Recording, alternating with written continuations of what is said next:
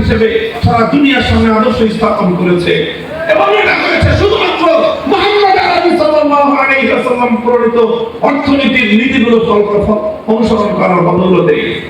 এবং এটা সম্ভব হয়েছে মোল্লাদের মাধ্যমেই, আলেম সমাজের মাধ্যমেই, যারা মাদ্রাসা পড়ুয়া তাদের মাধ্যমেই। হীনমন্যতার কোনো কারণ নাই। সেই দিন আসছে, সেই দিন আসছে।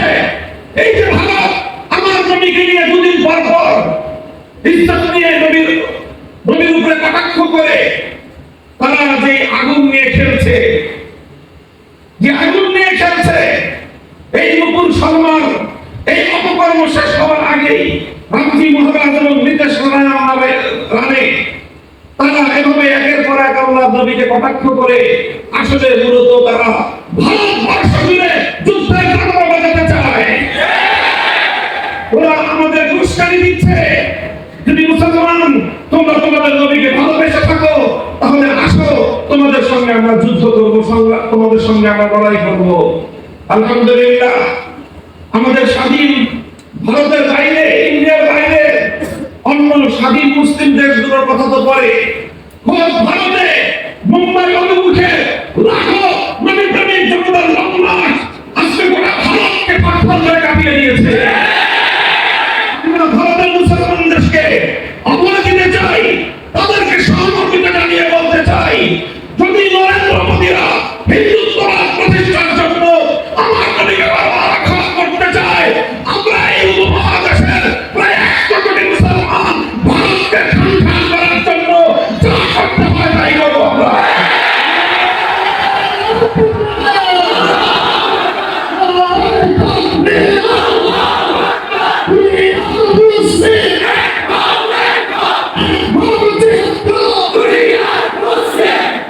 আখেরি কথা, আমাদের অন্তর্বর্তীকালীন সরকারের উপদেষ্টাদেরকে বলি, দেখেন একটা আমি স্মৃতিচারণ করি অতীতের এক সময়ে। বিরোধী দল আন্দোলন করতেছে, বিরোধী দল একটা ইস্যু নিয়ে আন্দোলন করতেছিল। কি ইস্যু?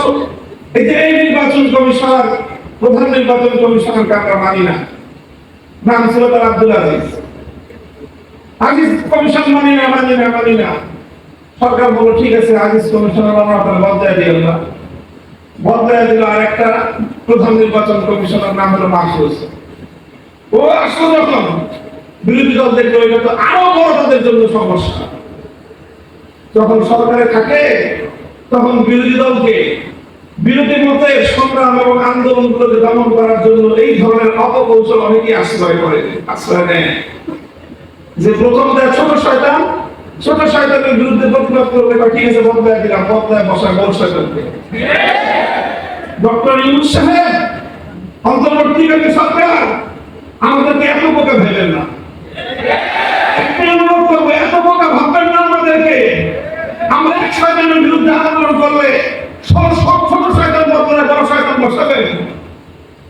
আমরা শিক্ষা ব্যবস্থায় ধর্ম রিলেটেড বিষয়গুলোকে সাব্যস্ত করার জন্য আপনাদের তত্ত্বাবধায়ক সরকারে একজন ধর্ম উপদেষ্টা আমাদের আলেম সমাজের থেকে প্রতিনিধিত্ব করতেছেন, ডক্টর আহমদ খালিদ সাহেব। বাংলাদেশের ইসলামপন্থীরা সকলে তার ব্যাপারে একমত, কারো ব্যাপারে দ্বিমত নাই। এইরকম একজন ইসলামপন্থীদের সর্বজন গ্রহণযোগ্য ব্যক্তি আপনাদের পরিষদে থাকার পরেও আপনারা শিক্ষা কমিশনের ধর্ম বিষয়ক স্কলার যখন দিবেন, আহমদ খালিদ সাহেবকে জিজ্ঞাসা করেছেন আপনারা? করেন নাই। সবকিছু আপনারা আপনাদের মতো করবেন, ইসলাম বিষয়ে আপনারা আলেম সমাজের মতামতে গোলাটা করবেন না। আর এরপরে আমরা গলা ফাটায় চিৎকার করলে বলবেন হুজুর এত চিৎকার করে কেন? এরপরে ছোট শয়তানের বিরুদ্ধে আপনারা প্রতিবাদ করলে ওই ছোট শয়তান বদলায় বড় শয়তান বসাবেন। এইভাবে যদি চলতে থাকে তারপরে আমরা বড় শয়তানের বিরুদ্ধে বলবো না, বড় শয়তানের যারা নিয়ম দেয় তাদের বিরুদ্ধে আমরা কথা বলা শুরু করবো।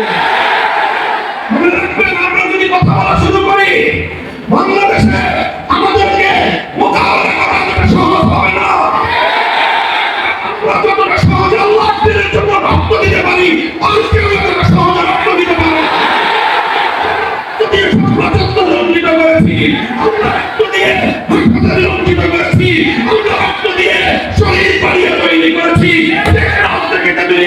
আমরা যে পরিমাণ রক্ত দিয়েছি ফ্যাসিবাদের মোকাবেলায় আর কেউ এত রক্ত দেয় না।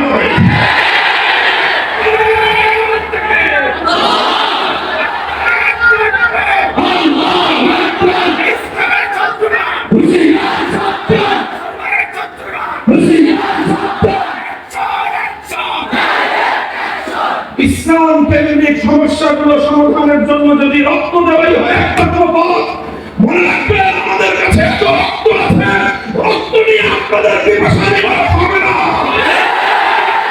আমরা বহু রক্ত দিতে পারবো, আপনারা সে রক্ত পান করে শেষ করতে পারবেন না। ইসলামের গৌরব, ইসলামের মর্যাদা আপনাদের কাছে এতটাই মূল্যবান, আমি এবং আমার সন্তানরা সহ আমরা রক্ত দিতে প্রস্তুত, ইসলামের প্রশ্নে আপোষ করতে প্রস্তুত না।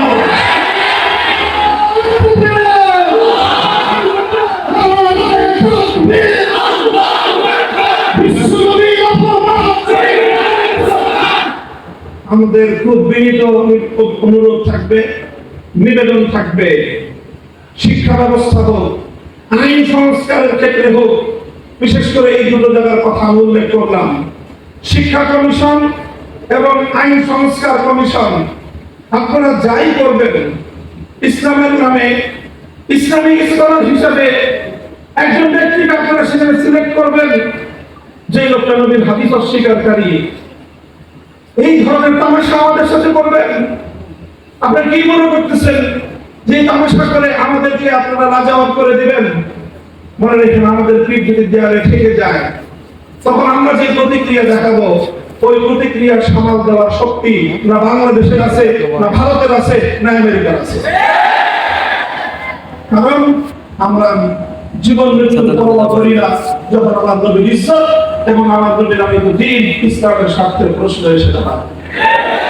আমার আপনাদেরকে খুব শান্ত নম্র ভাষায় পরামর্শ দিচ্ছি, ধর্ম রিলেটেড যে কোনো সমস্যাগুলোর সমাধান আপনাদের মন মতো করতে হবে না। আপনাদের মাঝে আমাদের প্রতিনিধি আবু মুখারিম হোসেন সাহেব আছেন, ওনার কাছ থেকে প্রত্যেকটি ধর্মীয় বিষয়ে পরামর্শ নিয়ে আলেম সমাজ রয়েছে, হেফাজতে ইসলাম রয়েছে, অন্যান্য ইসলামিক মহলগুলো রয়েছে, তাদের কাছ থেকে জিজ্ঞাসা করেন। আহলে হাদিসরা আছেন, এদেশে সুন্নিরা আছেন, দেওবন্দিরা আছেন, আমরা সকলেই ইসলামের মৌলিক প্রশ্নে কিন্তু একমত। এই অজুহাত দেখাতে পারবেন না যে হুজুরের 14 রকম কথা বলে। হাদিস ইনকারের বিষয়ে আমাদের সকলের বক্তব্য এক।